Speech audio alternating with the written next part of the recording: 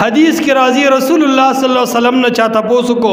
طولن لوی زنا کمرا پیغمبر علیہ السلام فرمائی انتزانی خلیلت جارکا دا طولن لوی زنا اغدا چه سڑی دا خپل گاونڈی خزی سرکوی عام زنا او دا گاونڈ کے زنا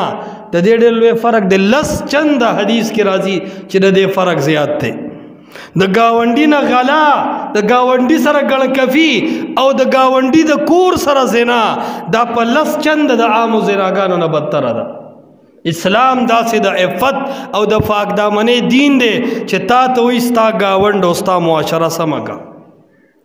او نوجوان ته وایي چې ای نوجوانا خپلو سترګو کې حیا پیدا کا کله چې د بل خور او لور په لار روانئ دا سوچ کوه چې ستا به هم څوک خور وي ستا به هم څوک لور وي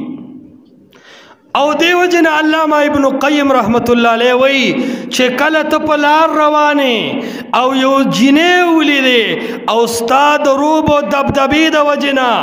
او ستا د کمسلتوب د وجنا جنې خپنیولې شوه نو ای د آدم بچیا ای په جذبه کې ډک نوجوانا ستانا د ځنګل هغه خنزیر ډېر بهتر دی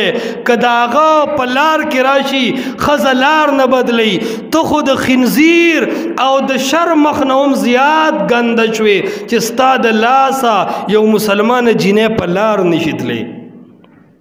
دیو جنه د مسلمان سترګو کې به حیا وي د نوجوان سترګو کې به حیا وي داسې نوجوان دی چې لاس کې موبایل دی سنډلې مچولی دي تنګ جامې یې مچولی دي سر کې لاړه لړولې دا کلین شو یې کړې ده په موبایل ګانه لګولې ده او چې خوا کې ګاونډی جنې تیریږي یا د کلیوالو جنې ښځه تیریږي د هغه ګانه تیزی په دې وجه چې دا زه ځان ته څنګه متوجه کړم لعنت دي شي په داسې نوجوان